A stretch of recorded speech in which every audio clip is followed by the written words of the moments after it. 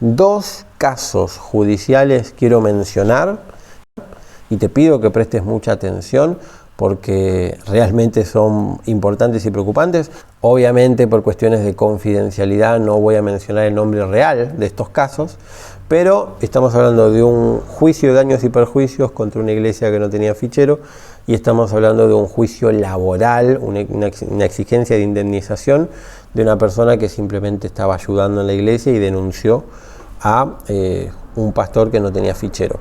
Así que esas son de las dos cosas más importantes que quiero resaltar ahora.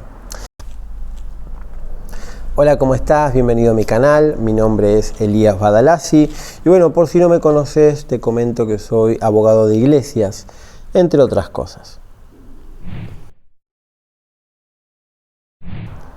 Si es la primera vez que me estás viendo, te comento que este es un segundo video de referencia en relación al fichero de culto. El primer video se llama Gestoría para Iglesias y ahí hablo de una introducción en relación a cómo la mayoría de los gestores trabajan mal y terminan perjudicando a los pastores y a fin de cuentas cómo se debería trabajar bien, que es lo que nosotros estamos haciendo desde nuestro lugar.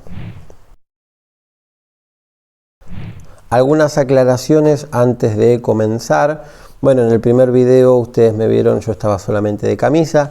Le mostré el video a mi papá para preguntarle qué le había parecido y lo primero que me dijo fue: ponete un saco, ponete una corbata, me dice. Bueno, vamos de a poco. La corbata quizás quede para otro video, pero vamos de a poquito, le voy cumpliendo con la expectativa, ya que es un video para pastores principalmente. Vamos un poquito más formales en el asunto. Otra de las aclaraciones para contarles por qué un segundo video. Bueno, principalmente porque han habido reacciones detrás del primero y en relación a eso alguien, que no hace falta decir quién, me escribió y me dijo: necesito que me expliques bien clarito, bien sencillo para una persona común, por qué es necesario el fichero. O sea, ya vimos en el video anterior lo mal que a veces se hacen las gestiones en relación al trámite del fichero. Bueno, entonces, ¿por qué es tan necesario hacerlo? Y por supuesto, porque es necesario hacerlo bien.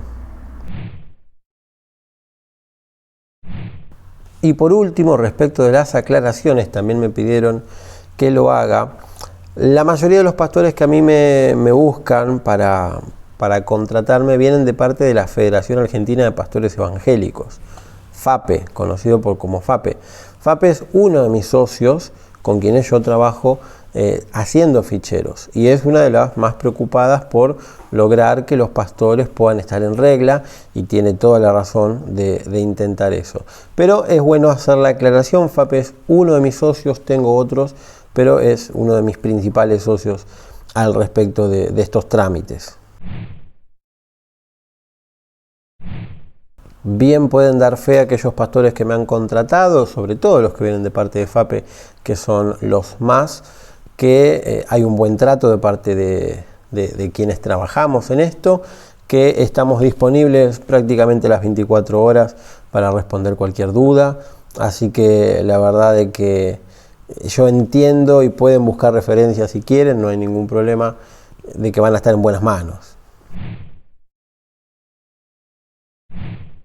Aclarado todo esto, quiero hacer una mención muy puntual y muy sencilla.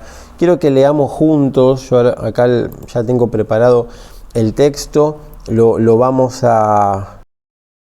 a leer yo simplemente porque desde esa cámara no lo van a poder leer ustedes, así que lo voy a leer yo y después lo voy a poner en pantalla.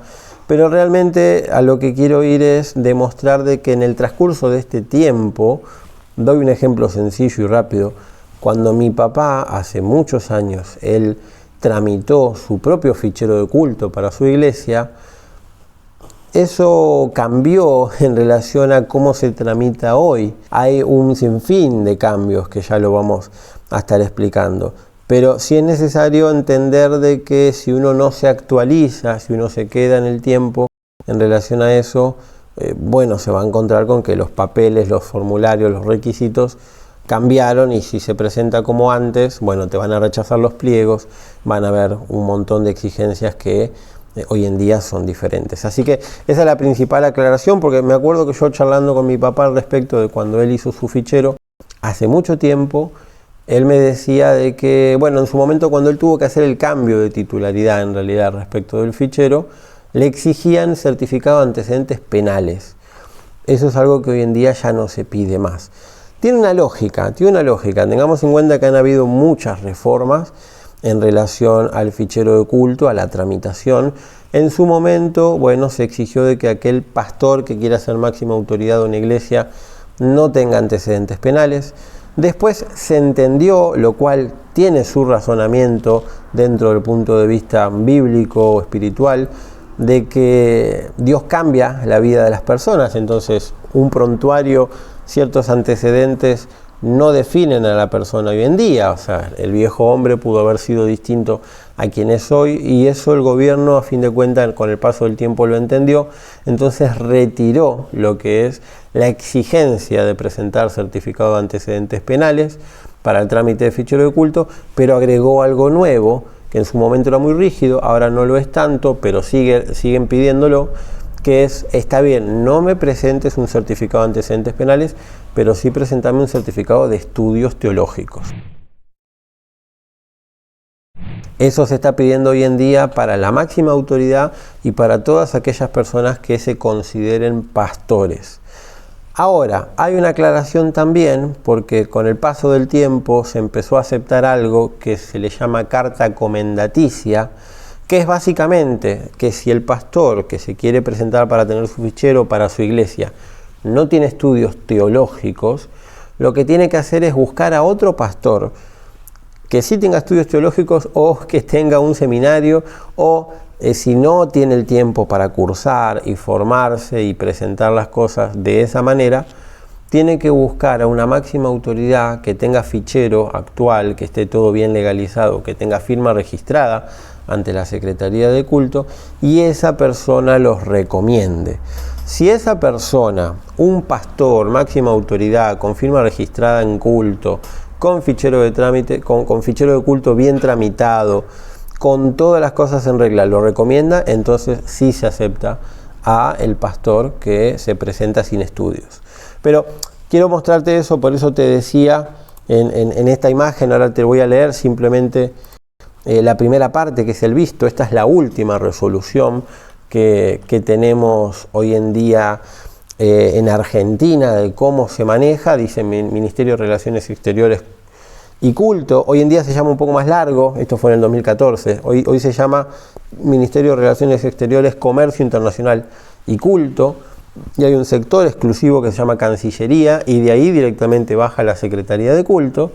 Y tenemos en el año 2014 la última resolución modificatoria, que es la número 107/2014.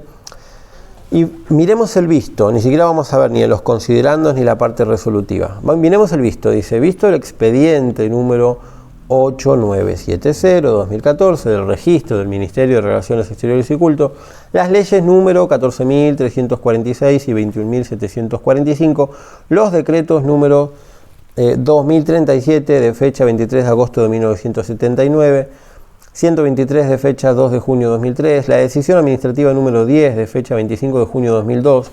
Quiero frenar un momento ahí, porque ¿saben qué es lo que se está leyendo?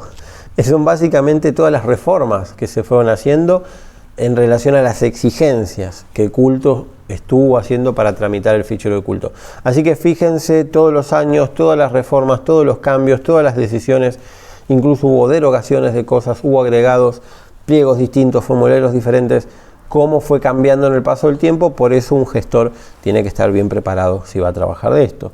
Nos habíamos quedado con 2 de junio de 2003, después dice la decisión administrativa número 10 de fecha 25 de junio de 2002, las resoluciones número 3307 de fecha 10 de noviembre de 2000, la 2092 de fecha 19 de septiembre de 2005. Quiero parar ahí otra vez, esa es importante porque esa es la que quita directamente el pedido de certificado de antecedentes penales, o sea, hasta el 2005 se estaba exigiendo eso.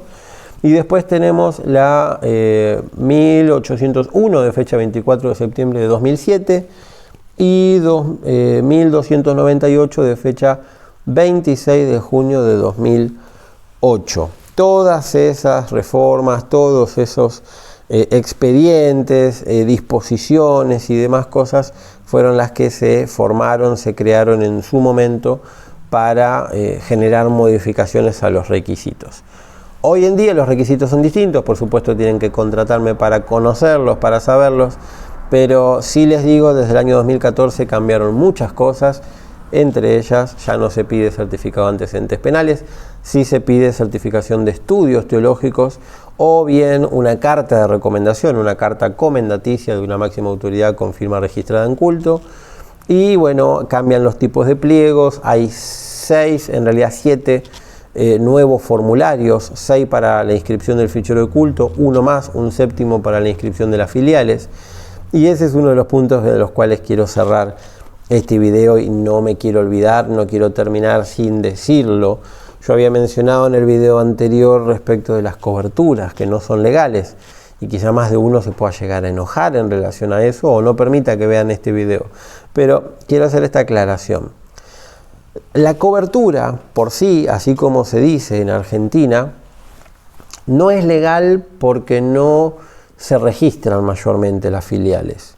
Simplemente se les da un papelito precario donde dice que se les otorga el fichero, entonces la iglesia filial anexo fija en la puerta el número de fichero de la sede central de la casa madre y nunca pregunta, nunca averigua si realmente los registraron o no en culto.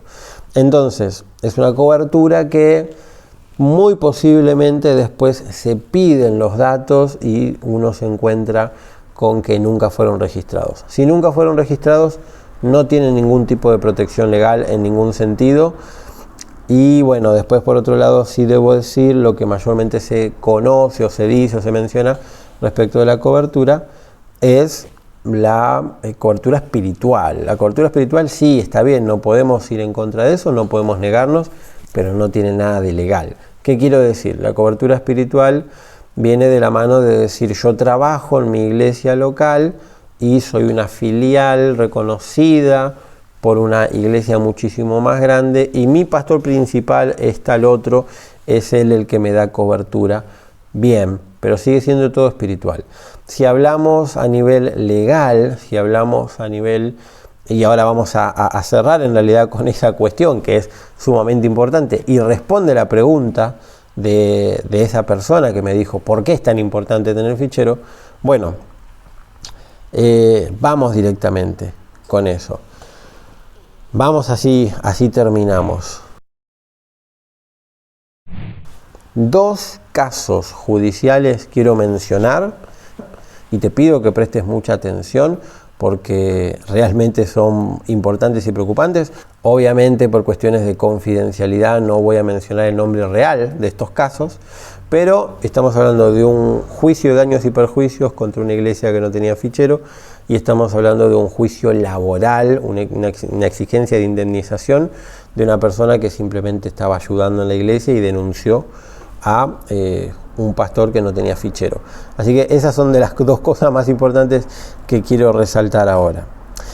El primero de los casos se trata de una fundación muy reconocida en todo el país, que además funcionaba como iglesia, pero esta fundación tenía solamente la personería jurídica de fundación, pero nunca había sacado el fichero de culto como iglesia.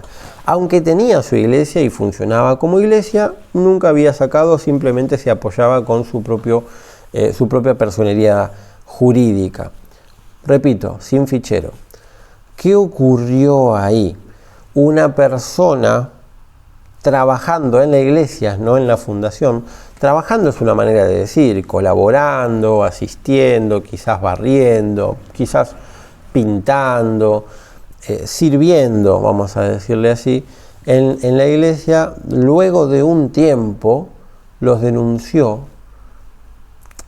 reclamando que ellos lo habían despedido como si fuera un empleado y exigiendo una indemnización laboral por despido. quiero ir puntual a lo que les dice el juez, porque a ver, se presenta la fundación, las fundaciones tienen una ley en la cual se amparan que se llama voluntariado social, y en esa ley ellos hacen firmar a las personas que colaboran voluntariamente con la fundación como para que ellos declaren no ser trabajadores de ese lugar, sino que lo hacen ad honorem, lo hacen de manera voluntaria. Pero eso como fundación. Ahora, como iglesia se puede firmar algo parecido, pero hay que tener los papeles en regla de la iglesia. Entonces acá, simplemente la fundación, creyendo de que siendo fundación le alcanzaba, y no hizo firmar nada como iglesia. Y acá esta persona muy viva los denunció como iglesia. Entonces, ¿qué ocurrió? ¿Qué le pudo haber dicho el juez? Imagínense qué le pudo haber dicho cuando la fundación le dice, no, nosotros somos una iglesia, y esta persona estaba sirviendo nada más, como un hermano más, estaba ayudando a pintar, a barrer, no era un empleado, nosotros somos una iglesia. ¿Qué le dijo el juez? Bueno, todo bien, pero si sos una iglesia, mostrame el fichero. Porque si sos una iglesia seguramente estás registrado y tenés todo bien. Y si tenés el fichero, bueno, la discusión puede ser distinta. Pero resulta que esta fundación no tenía el fichero. Entonces, esta fundación terminó perdiendo por no tener el fichero. No quiero mencionar más nada porque si no puedo llegar a revelar algún tipo de cosa. Ahora, vamos al segundo caso. En este caso, no es una persona que haya denunciado de manera directa, sino que fue su familia. El hermanito estaba ayudando a cambiar unas luces, algo así, se subió una escalera, estuvo colaborando con diferentes cosas en cierta altura. La escalera no era la mejor, hubo un problema, se rompió, el hermano se cayó. Vamos a decirlo de esta manera, no puedo contar absolutamente todo, digamos, se partió la espalda y la iglesia tuvo que salir a asistirlo. Y esto no quita el hecho, porque yo siempre apoyo la idea de que la iglesia lo tiene que asistir igual, la iglesia tiene que ponerle primero la mejor escalera. Pero si llega a pasar eventualmente que se cae, ya mismo le tiene que tener una ambulancia, tiene que tener un seguro, tiene que tener toda la cobertura, le tiene que pagar los gastos médicos, la internación, tiene que cubrirle todo, tiene que darle una ofrenda. La iglesia tiene que hacer todo bien, por supuesto, para cubrirse. Y si aún así te quieren denunciar, bueno, vos vas a tener toda la prueba de decir, mira, yo hice todo bien. Algo de lo que no se puede escapar a veces es de la denuncia de los familiares. Pero bueno, fuera de eso, la realidad es que en este caso sí denunciaron a la iglesia, y la iglesia pudo estar mucho mejor parada porque esta iglesia sí tenía fichero. Esta iglesia sí tenía fichero. Hice como una vuelta en la historia, pero sí te quiero concluir con esta, que es la realidad. Esta iglesia sí tenía fichero y se pudo proteger delante de la justicia. Ahora, ¿qué hubiera pasado si no tenía fichero? Bueno, déjenme decirles como abogado, yo si tengo que denunciar a un local clandestino que está haciendo ruidos molestos encima, que me pueden denunciar los vecinos, que no tiene ningún tipo de comprobante y demás, esa sociedad de hecho, esa asociación de hecho no existe, esa entidad no existe en ningún lugar. Entonces, ¿a quién voy a denunciar? Al pastor. Voy a denunciar penalmente y de manera directa, de manera personal, al pastor del lugar, al que se hace llamar pastor. ¿A qué quiero ir? El fichero es muy importante porque protege a los pastores, el fichero es muy importante porque protege a la iglesia, el fichero es muy importante porque te cubre ante cierto tipo de denuncias que muchas veces son injustificadas. Por eso quiero cerrar el video de esta manera e invitarte a reflexionar un poco, a hablarme, a escribirme. El WhatsApp que estás viendo acá, ese WhatsApp y ese código QR es mi número de teléfono, me puedes escribir. Lo único que te pido, por favor, que no me llames. Yo las llamadas las cobro como consulta jurídica. Entonces, si vos querés hacerme alguna pregunta, escribime, o mandame un mensaje, o mandame un audio de WhatsApp. Y ahí yo cuando tenga el tiempo te contesto. Si no, acordamos un momento, me llamas y te paso mi alias. No hay ningún problema también. Lo único que te pido es no me llames de manera directa. Lo más probable es que no te atienda. Pero tenés todas las facilidades como para contactarnos de una manera rápida, de una manera sencilla y que podamos ayudarte. Si tenés dudas, no dudes que acá estamos. Así que gracias por todo. Eso es todo el video. Dios te bendiga y un abrazo muy grande. Bendice, alma mía, a Jehová.